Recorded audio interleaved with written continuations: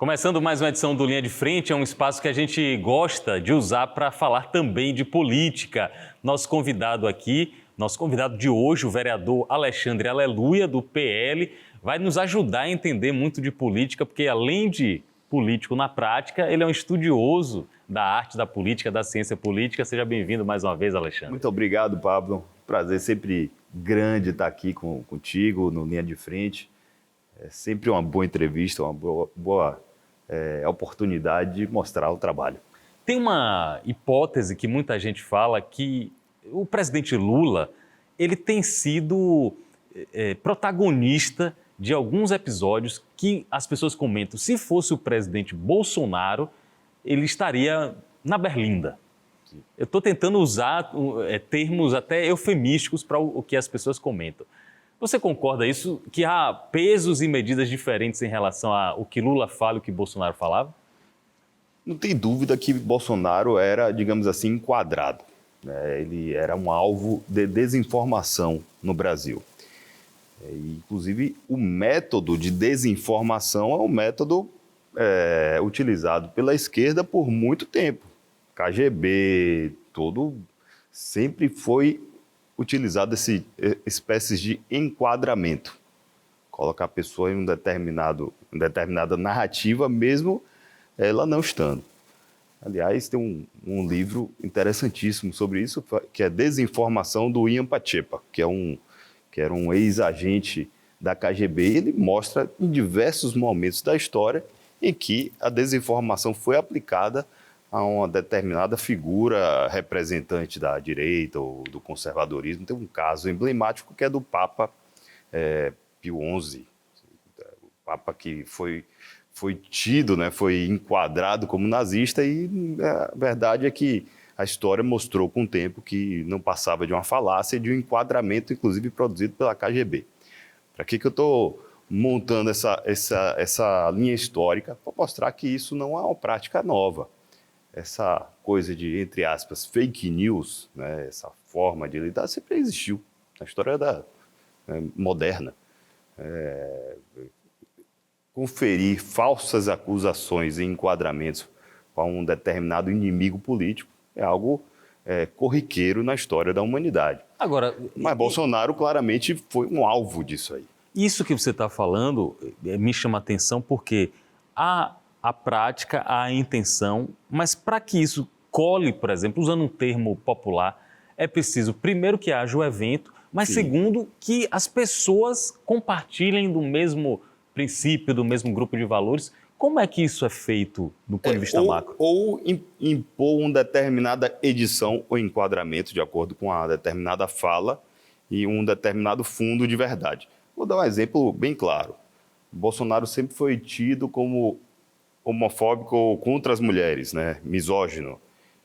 E não existiu nenhuma fala, digamos assim, vou colocar em termos de comparação, pior, né, nesse enquadramento, que a fala do presidente Lula, né, onde ele diz que pode bater se for depois do jogo, se for corintiano. Ele estava numa reunião com ministros e aí o presidente falou que estava estupefacto com o fato de saber que depois de jogos de futebol mulheres eram agredidas. Mas se for corintiano, pode. Pegou Tudo mal, bem. Até dentro do PT. Foi uma piada de extremo mau gosto, mas se fosse o presidente Bolsonaro, ele é misógino, seria uma acusação em série. Eu também não sou dessa linha de colocar, de fazer falsos enquadramentos em quem quer que seja. Mas claramente há tratamento em relação à grande comunicação é diferente. Então vamos falar não tem o que se falar. Além de falar de comportamentos e costumes, vamos falar de políticas econômicas. A política econômica do governo atual tem sido colocada como uma política até de direita liberal. Você que é estudioso, inclusive, da economia, Eu não concordo. Você não assinaria embaixo do que Haddad está fazendo? Não assinaria embaixo. A ideia, o real como ideia, para mim, acabou no momento do tal do arcabouço fiscal. o real como ideia é algo, isso foi a ideia concebida por Malan, por FHC, Completou 92, 30 anos agora. 30 anos. A ideia do real é fincada na responsabilidade fiscal. A partir do momento que a gente não pode gastar mais do que arrecada, existe um lastro, a própria moeda criou um freio, né, natural para a inflação, porque a inflação, é claro, a inflação corrói o dinheiro do povo, inclusive dos mais pobres, o mais pobre é o mais penalizado. A inflação pior é algo que corrói a sociedade realmente. Você não consegue empreender, porque você não faz a mínima conta ali de uma previsão de 12 meses ou 24 meses, é algo terrível. E não tem como não termos uma inflação na forma que foi concebido o arcabouço fiscal do Haddad, que basicamente fala, não existe mais real como ideia, não existe mais responsabilidade fiscal, agora a responsabilidade fiscal, entre aspas, é de acordo com a arrecadação que a gente projeta. Ou seja, algo futurista, a gente pode gastar mais se a gente achar que vai arrecadar mais, enfim. Há uma linha futurista, um gráfico ali que cria deixa o real para de ter um lastro claro. Então isso não é liberalismo, não é escola austríaca, eu sou mais da escola austríaca, a coisa realmente da moeda ter um fim, um lastro, né? E a partir do momento que a moeda é emitida ou criada de maneira artificial, é inevitável que tenhamos uma inflação. Eu acho que o povo já está vendo isso. Chegou ao ponto de o presidente dizer que não concorda com enquadramentos, algumas rúbricas do que está sendo gasto, que ele acha que é investimento, que não é gasto, que não é custo do Brasil. Eu acho que isso independe, porque se você deixa de ter o lastro, se você cria uma impressão de que a gente pode gastar mais se a gente arrecadar mais, o governo, naturalmente, o governo é corrosivo. Quando eu falo governo, qualquer governo. O governo trabalha contra o empreendedorismo sempre. Não falo nem do governo brasileiro, qualquer estado. Então, a partir do momento que você coloca a meta para o governo de arrecadar mais, porque você pode gastar mais, você está criando um ruim incentivo para a sociedade, para os governos, inclusive, de poder deixar políticos gastarem à vontade caso aumentem a arrecadação. E a gente está vendo isso de maneira desenfreada. Uma guerra, uma luta incessante de arrecadar mais, mas eu acredito também que estamos chegando no limite. Existe uma coisa na economia chamada curva de Laffer, que é um momento que você vai aumentando o imposto, o cara vai pagando. Vai aumentando, vai pagando. Mas tem um momento que você vai aumentar e ele não vai conseguir mais pagar. É impraticável. O que é que ele vai fazer? Vai começar a quebrar, vai começar a sonegar, ou simplesmente não conseguir empreender, ou ir para o mercado, né, à margem, algo que fique à margem, um empreendedorismo que esteja fora do arcabouço, né, do controle do Estado. Isso está acontecendo realmente. Aqui na Bahia, está no limite. Muito se fala que o aumento do imposto do ICMS, por exemplo, da alíquota do ICMS, em poucos meses até de mandato do governo Jerônimo, foi uma atitude cruel com o trabalhador. Qual é a sua avaliação desse aumento do ICMS? Bolsonaro tinha feito aquela vinculação do ICMS, a trava do ICMS, e a partir do momento que acabou ali a trava, não foi renovada, enfim, no governo Lula, a sanha arrecadatória bateu também aqui no governo do Jerônimo, aumentou o ICMS, aí existe uma falsa, né, uma narrativa errada de que pode aumentar imposto sobre combustível, que não vai chegar no mais pobre, e chega. Isso é falso, é mentira. Inclusive, chega na hora. Hoje, a malha rodoviária é o que impacta o brasileiro. Então, se aumenta diesel, na mesma hora, a gente vê o impacto no feijão, em qualquer produto. Hoje, o imposto é um grande problema da sociedade em geral. Basta ver, a Bahia tem uma das maiores alíquotas de ICMS, mas a gente está vendo aí também o governo federal aumentar dia após dia as alíquotas de imposto. Nosso convidado aqui de hoje, no Linha de Frente, é o vereador de Salvador, Alexandre Aleluia, vereador do Partido Liberal, o PL, que inclusive é o partido do ex-presidente Bolsonaro e muito do que Alexandre Aleluia fala, defende nas redes sociais, também combina com atitudes defendidas pelo ex-presidente Bolsonaro. Por isso que a gente trata aqui em questões nacionais, né, de temas federais, mas também vamos tratar dos temas locais com o vereador Alexandre Aleluia. Mas antes da gente vir para os temas locais, tem alguns temas nacionais que dizem respeito com comportamento, com costumes. Um deles é o uso de drogas como formas recreativas. Estou falando especificamente da maconha, porque o Supremo Tribunal Federal teve o entendimento de que o brasileiro pode ter até 40 gramas de maconha, que não vai ser enquadrado como tráfico e sequer vai passar por penas criminais, vai passar algumas sanções administrativas. Isso gerou muita repercussão. Na sua avaliação, é um avanço no combate ao consumo de drogas? Para mim, claramente já começa no entendimento, já começa errado no entendimento. Para mim, o STF não deveria entrar nessa seara que é eminentemente do legislativo. Aliás, de quem tem voto, de quem passa pelo escrutínio das eleições, quem está ali conectado com o povo, quem faz discurso, quem dá entrevista, quem pede voto realmente. Então, o Congresso, eu tenho certeza, Câmara de Deputados, hoje não reflete a decisão do Supremo em relação a isso. E o Supremo, claramente, também tem entrado em limites, né, de decisões que não deveriam ser, né, decisão do judiciário. Decisões sobre aborto, drogas, enfim. Já começa aí que eu já discordo da decisão em si, mas também discordo do mérito. Para mim, eu sou eminentemente contra a legalização das drogas. Não, para mim, é absurdo 40 gramas ser considerado consumo próprio. Basicamente, coloca o Brasil como um Amsterdã, né? Porque Amsterdã, para quem não sabe, é um lugar da Europa, da Holanda, que o consumo de maconha foi primeiro legalizado no mundo, foi um caso emblemático. Inclusive, hoje, vários representantes ali se arrependem disso, foi algo danoso. A própria população não gosta né, dali, porque virou um lugar realmente de boêmio para o lado ruim da coisa. E o pior de tudo é que isso não reflete a opinião do brasileiro. O brasileiro é conservador, o brasileiro não quer isso. Basta a gente caminha nas comunidades e pergunta, não quero isso, as famílias não querem, várias famílias sabem também o resultado da droga, né? Sempre tem algum caso ali, o que a droga causou ali na família, em termos de criminalidade ou até de escravização de indivíduos.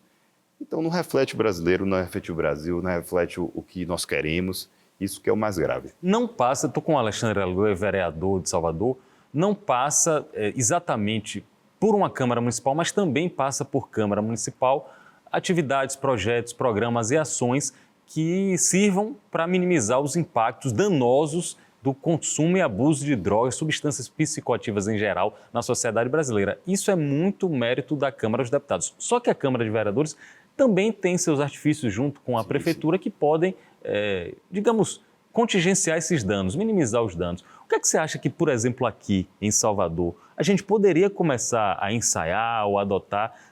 Porque é um problema generalizado, Alexandre, isso. Vou começar por o impacto do nosso trabalho. O vereador é o que está ali, né, mais conectado com as pessoas, com a comunidade. Eu tenho deputado federal, normalmente as pessoas não conhecem pessoalmente o deputado federal. O senador, nem se fala, estadual também é mais difícil. Quando o vereador andou aqui, conversou comigo, entrou na minha casa, tomou um café. Então é muito comum isso. E eu tenho um projeto de lei, por exemplo, Pablo, que coíbe ou dá responsabilidade à concessionária de serviço público de energia, que é a Coelba, de tomar conta dos postes de Salvador. Eu acho que quem caminha por Salvador vê a gravidade que é hoje. Bolos de fios, muito fio, fios mortos, é como se chama.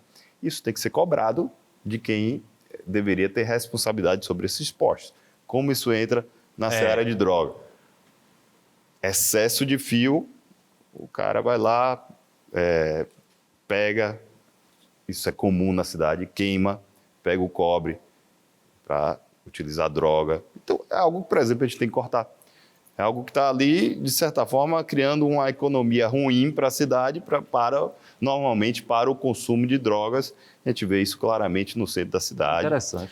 E até em lugares, bairros nobres, eu vejo isso acontecendo de maneira corriqueira.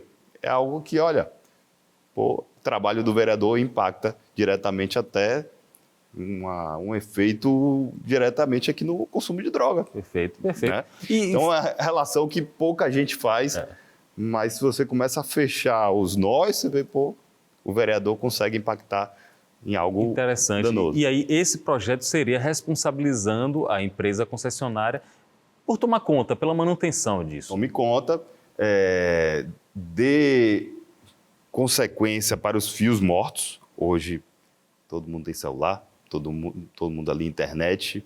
Lógico, tem a fiação ali das concessionárias de internet, mas eu tenho conversado, inclusive, com vários provedores, inclusive provedores de comunidade, eles falam, não, a gente tem 2 fios aqui, acabou.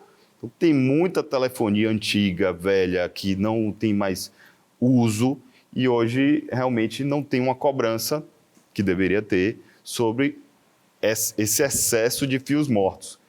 E a concessionária de serviço público tem que ser cobrada. Vou dar exemplo, São Paulo. São Paulo, isso já tem sido feito, a prefeitura tem cobrado a Eletropaulo. A Eletropaulo tem sido obrigada a tirar. Florianópolis, o prefeito também foi lá em cima da concessionária de energia, inclusive deu prazo, vocês têm 30 dias para ajeitar isso aqui, se não ajeitar, a gente vai cortar.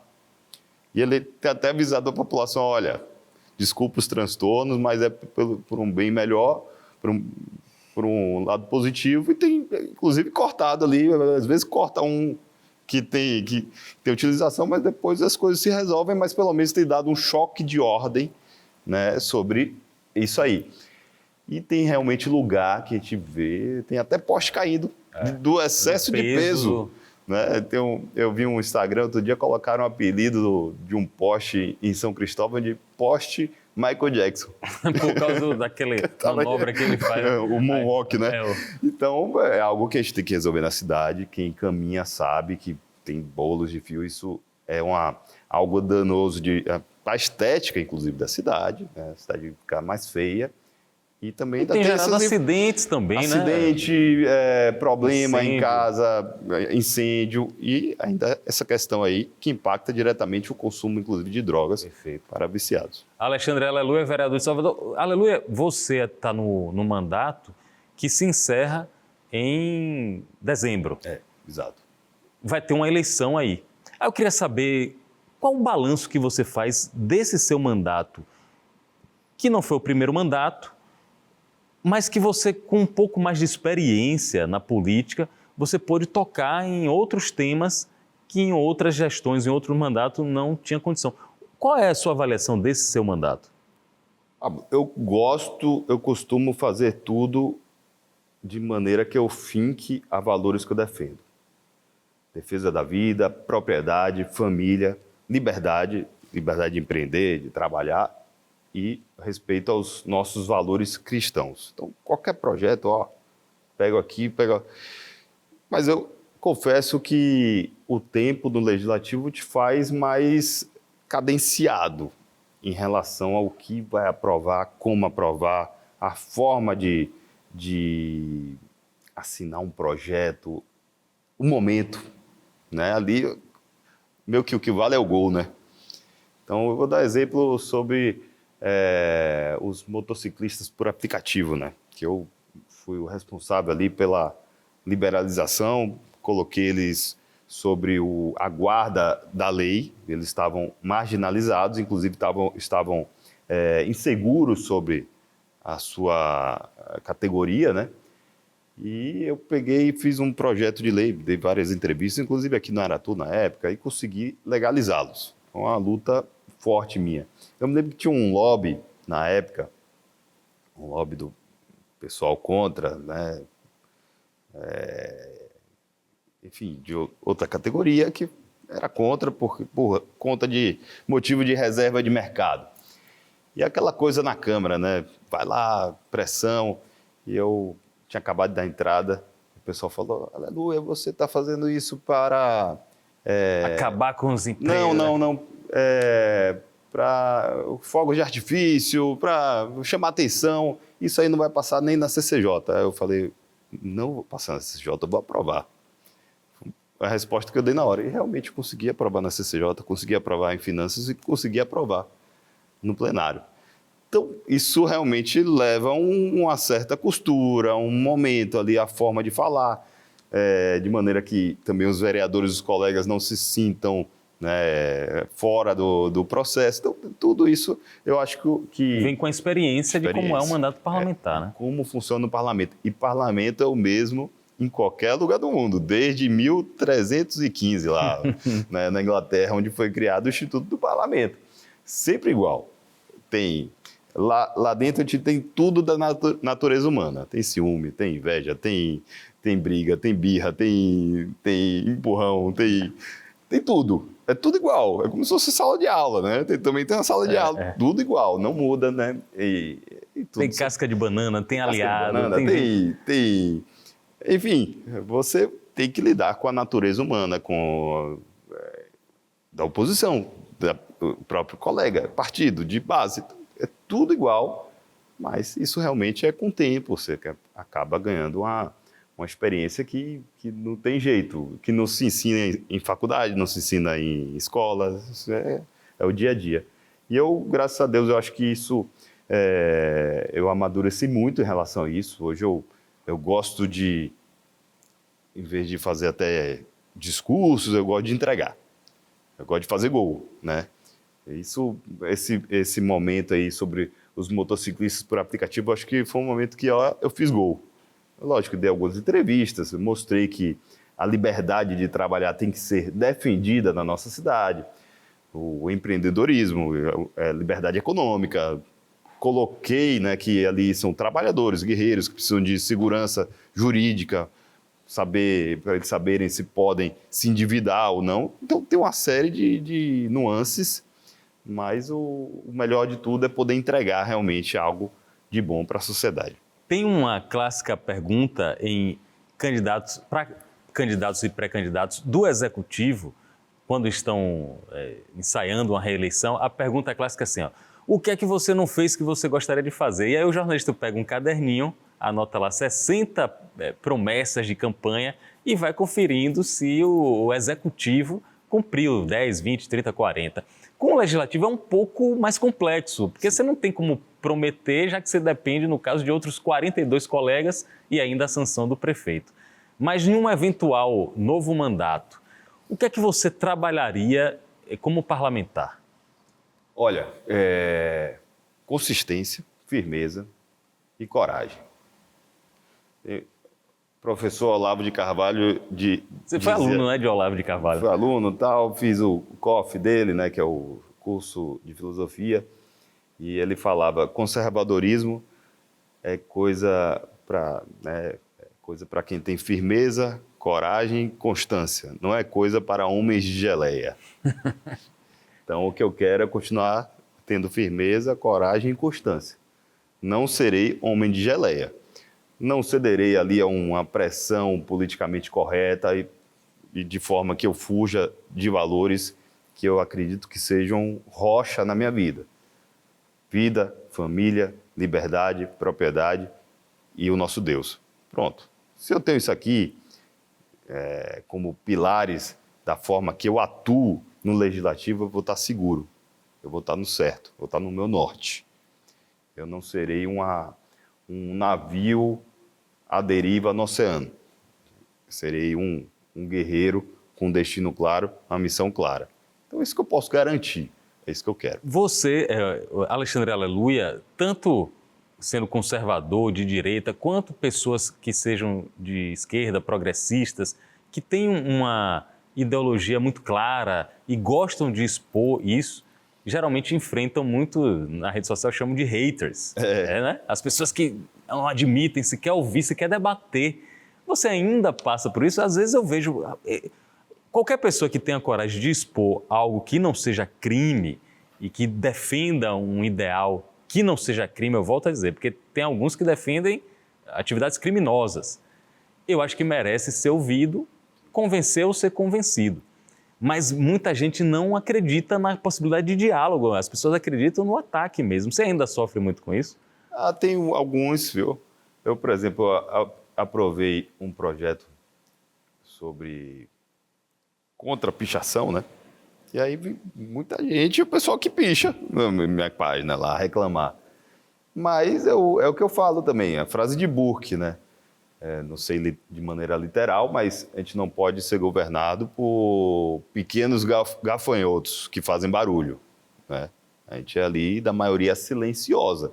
Tenho certeza que eu agradei a minha maioria silenciosa e não cedi ali a uma pressão de um pequeno grupo que não reflete o que as pessoas pensam. Então, eu acho que eu encaro como natural. Não, mas eu garanto que eu não serei governado por pequenas minorias. Você é daqueles que gostam de desagradar certos segmentos? Porque eu vejo que tem gente, se eu desagradei determinado segmento, determinada pessoa, estou feliz. Você é desse gênero? Eu também não faço para jogar contra a essa coisa aí a gente chama de lacração, né, hoje. Também não é a minha ficar lacrando, digamos assim, para chamar atenção, eu simplesmente enfrentar. Agora, se tiver que ficar do lado da maioria silenciosa, do homem e mulher que trabalha de 8 às 18, que não tem tempo para ficar em movimento social fazendo pressão, mas quer ali seus direitos básicos garantidos, sua família protegida, a inocência do filho ali garantida, os valores cristãos também defendidos, vou ficar desse lado. Se tiver que escolher, e tem momentos que a gente tem que escolher. Tem momentos também que não dá para ficar de braço cruzado e ficar calado. Tem ali, né, algumas vezes, inclusive, que, por exemplo, uma vereadora do PSOL vai lá e fala alguma coisa a favor da utilização de droga, ou contra a família, ou a favor do aborto. Não dá para ficar calado. Aliás, eu fui eleito para não ficar calado. Então, eu vou lá, enfrento da maneira que deve ser enfrentado e falo. Mas também não é minha ficar ali chamando atenção para meras brigas corriqueiras que também não levam a lugar nenhum. Está aqui a Alexandre Aloy conosco aqui no Linha de Frente, falando sobre política em Salvador, no Brasil também, e sobre as questões do dia a dia da Câmara Municipal. A campanha oficialmente pega fogo quando tem o horário político na TV, no rádio, quando tem os debates. Mas antes disso, muita coisa já está acontecendo, vocês estão se articulando como pré-candidatos, estão conversando com as comunidades. E o cenário, o xadrez está montado para uma tentativa de reeleição do prefeito Bruno Reis e a oposição com o vice-governador Geraldo Júnior, do MDB. O vice-governador tem dado declarações e falado que Salvador precisa mudar, quer mudança, quer melhorias. Do que você está percebendo no seu dia a dia, você acha que a população está pedindo melhoria ou a população está mais para continuar com o atual prefeito? A população está para continuar com o atual prefeito. O prefeito Bruno Reis tem feito um bom trabalho, tem uma boa aprovação. Mas o detalhe mais crucial disso aí vem da seguinte maneira. O candidato quer mudança, entre aspas, mas você vê claramente que é algo abstrato. E as pessoas não querem, principalmente as pessoas que estão ali vivendo a política, né, que vivem a cidade, a pessoa vive a cidade. Estado até algo mais... Governo federal mais distante ainda, agora a cidade é vivida. E ninguém quer se apegar a algo abstrato em relação à sua cidade. Tanto é que eu acho que de maneira correta o prefeito sempre diz, o governo federal caminha de um lado, mas a cidade aqui é uma outra questão. E as pessoas querem os seus problemas resolvidos. E esse discurso abstrato em relação à cidade não pega. É algo... Ninguém quer a insegurança da abstração. E nada mais abstrato do que o personagem que está sendo construído pelo candidato Geraldo. Como é esse personagem, na sua análise? Eu falei aqui de vários temas, né? Vários valores que são cruciais. Por exemplo, eu olho para você, eu sei o que você pensa, isso aí eu sei. Vida, propriedade privada em relação à cidade é algo essencial, você tem que saber o que a pessoa pensa. E o Geraldo é a favor ou contra a propriedade privada? Ele está com o movimento... Outro dia ele estava lá com as bandeiras do movimento sem teto, sem terra, sem teto urbano, né? Que ele é a favor ou contra, então, a propriedade privada? Ele é a favor ou contra a liberdade de empreender, de trabalhar? São coisas que não dá para esconder, né? Ele é a favor da ideologia de gênero ou contra? Não sei.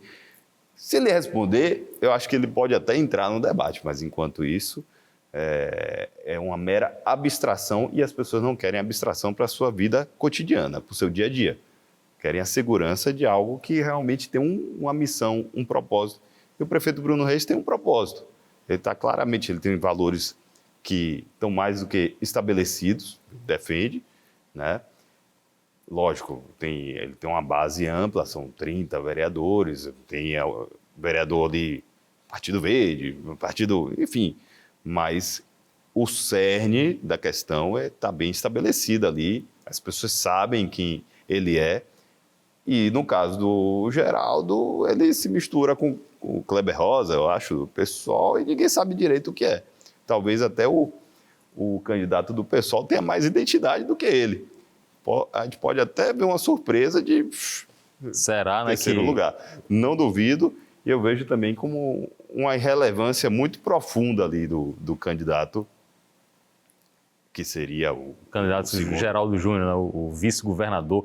Alexandre, antes de terminar, porque você mencionou um detalhe e eu acho que vale a pena tocar nisso. Tem pontos que você não concorda com o Bruno Reis. Eu já vi você fazendo ressalvas a algumas decisões, algumas medidas, algumas aprovações de Bruno Reis. Não tem isso?